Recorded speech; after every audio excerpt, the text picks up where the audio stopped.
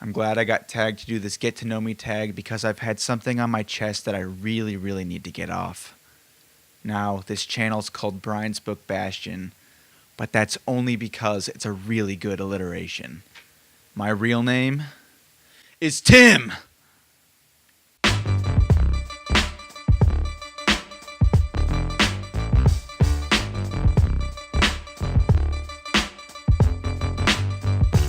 What's going on, everybody? I got tagged quite a few weeks ago to do this Get to Know Me tag by Steve Donahue, and I think he specifically said, These are the kinds of nosy personal questions that I would want to ask you all over Chateau Thames Embankment and bad calzones. But if I don't get that, this will do.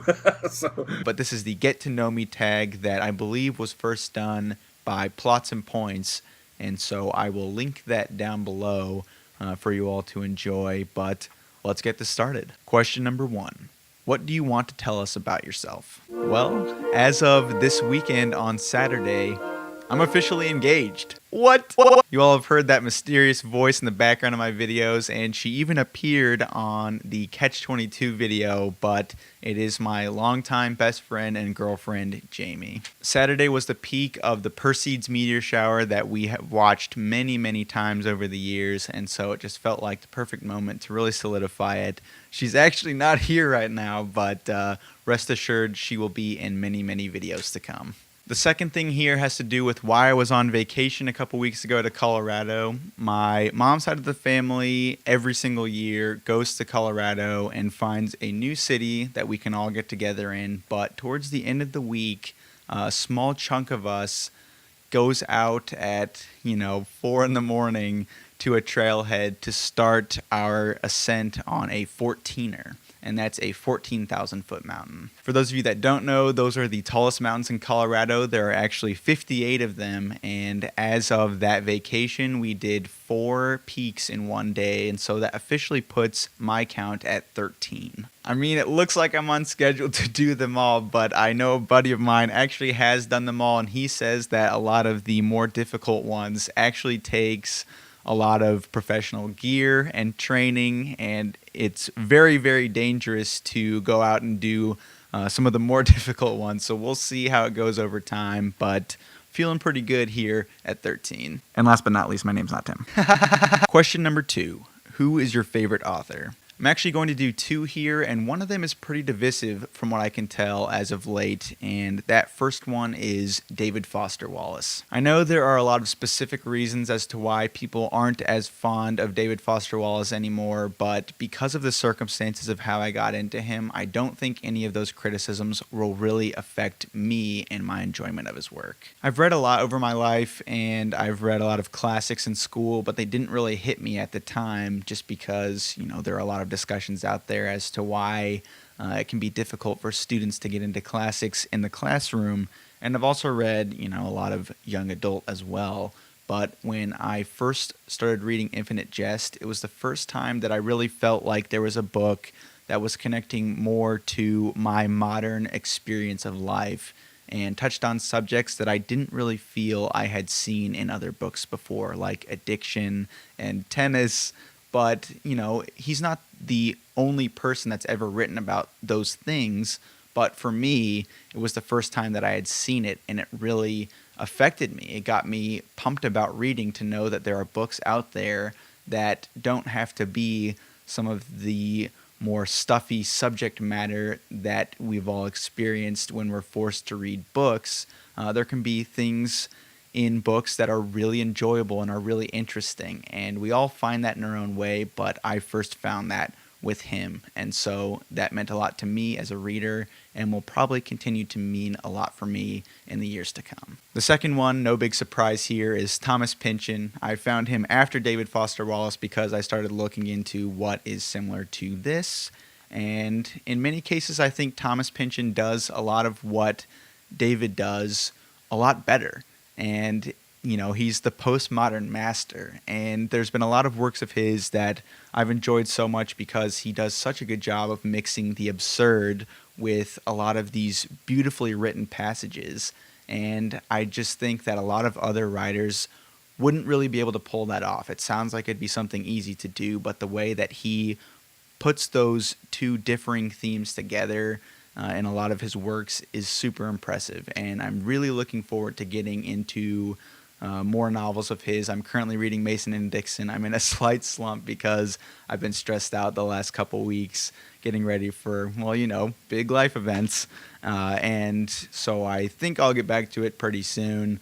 And there may be other authors that I get into in the future more than Thomas Pynchon. But for me as a reader right now, I am thoroughly enjoying his work at the moment. Question number 3. What is your favorite movie? Now, this choice is, again, one that really relates to the circumstances of when I first watched the movie, just like the circumstances of when I first read a book. But when I was a lot younger, I watched the movie Pleasantville, which I definitely shouldn't have because of the subject matter that's in there and some of the themes that are addressed. But I remember there was one particular scene that was so beautiful in the movie where rain was just pouring down and a lot of the characters were starting to realize there was more to life than what they had first understood. And at the same time, I was looking outside and it was pouring down rain then as well. And so it was one of those magical moments where reality and fiction came together and augmented the experience of both. And so that's always stuck with me, and I keep that memory in mind every time I put it in, and it just brings me back to that time period, which I think is super important. But other than that, I think that the production of the movie is incredible. Now, I won't get too deeply into the plot here, but one of the other really amazing things of the movie is with the production, it starts out a little bit earlier in the film in black and white, and then as the film goes along and people start to realize that things aren't as pleasant as they first realized and that they start getting these new philosophies on life, more and more color comes into the picture. It's not the first time it's been done. Obviously, Wizard of Oz is a very, very famous movie where that happens, but I loved the contrast of the color coming in little by little rather than in Wizard of Oz where it all just kind of happens. In Pleasantville, it's, a spot of red here on an apple, some pink on a flower over here, and then the water turns blue, and it just keeps progressing and progressing until you get to the end of the movie. And there are things that don't hold up super well now, but I just think because of those production choices, because of some of the music choices, because of the lessons that are involved, I still think that it's a movie that I will continue to cherish as I grow older. Question number 4. What is your favorite TV show? This one would definitely have to go to Mad Men. I know why a lot of people can't get into the show. It can seem slow at first, and there are a lot of sexist themes and racist themes. It's the beginning of the 1960s, but I think the progression through the show is so satisfying. Once you get toward the end of the decade and the end of the show, things have changed so much for all the characters, and I think the character development in particular is one of the best things about the show. And to me, I always explain it to people as a great American novel, as I've talked about in a previous video, but it really looks at the lives of this entire ensemble rather than one particular person. And you see how the fates of the rich and powerful at the beginning start to fall at the end, and people who were oppressed at the beginning or looked down on rise a little bit more. And it's nothing that gets too cheery for anybody. They have to go through this really turbulent decade, but I think once you get to the end, that progression just pays off immensely. Not only that, but it's a great history lesson. There's been so many times that I've known the year of particular events because of that show, and whenever it happens in the show, you always remember it because it affects the characters so deeply. All of the largest moments of the 60s, like the various assassinations or the moon landing, those would affect every single person. And in the show, you get to see just how each person reacts rather than the stereotypical everybody's in awe or everybody's shocked. It's kind of a mixed bag, and I appreciated that about the show. History and entertainment.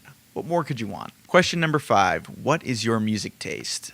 This is pretty complicated here. I've been a big music fan my entire life. I play multiple instruments and have played with many groups, but just to kind of sum it up, pretty easily here. I've gone through many phases, but as of late, I really enjoy jazz. I've made it a point to study the history of jazz, not only through biographies and looking online, but also through the albums themselves and how they influenced one another and how those influences made their way to mainstream culture, both at the time when jazz was the mainstream and when it was the thing influencing the mainstream very heavily.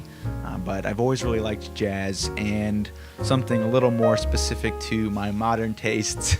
It sounds really weird, but I really like psychedelic folk is how I would put it. And if you're looking for some bands to check out, an example of that genre, Grizzly Bear, for one. They have an album coming out on Friday. I can't vouch for that one, but their album Yellow House is the quintessential psychedelic folk record for me.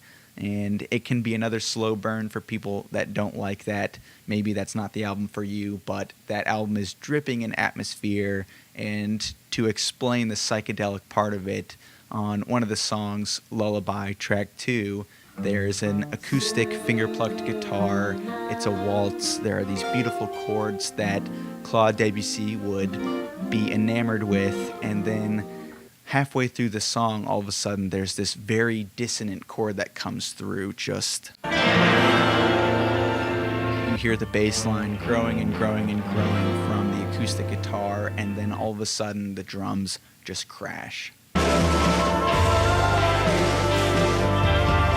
I would say that would be the perfect example if you're looking for how folk music and psychedelic music could come together.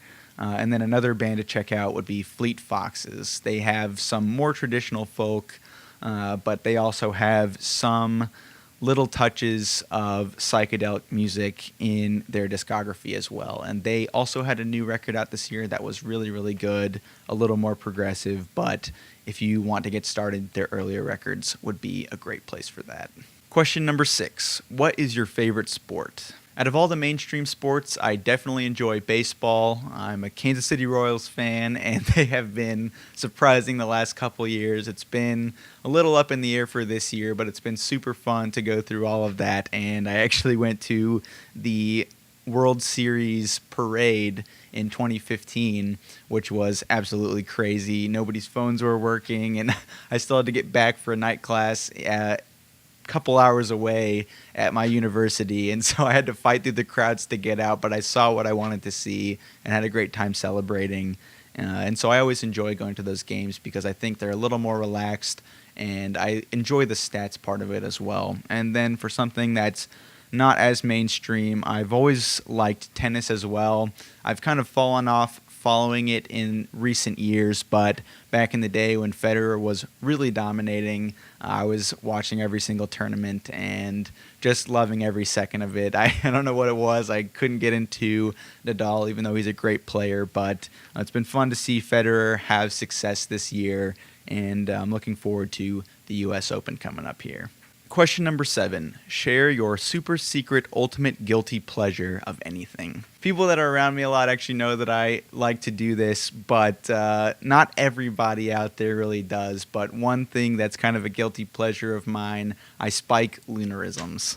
Or I like spoonerisms. I didn't actually know what these were called. My grandpa brought it to my attention a few years back, but it's something that I've been doing forever and ever and ever. And it is essentially where you take the first letter or a couple letters, depending on how it works out, of 2 words and flip them. And sometimes it can have some really enjoyable results. So you just got to keep trying it over and over and over until people kill you. Try out your own tunerisms spaday. I feel bad. I've been behind on watching people's videos, so I'm actually not sure who has done this yet. I know there are a lot of new channels that I've been seeing recently, and this is such a cop-out thing, but I will be better about tagging in the future. But if you haven't done this, please feel free, and if you want to use my comment section as a springboard, leave it below that you did the tag, and you'll get a little free publicity there. See you next week to talk more books. Bye.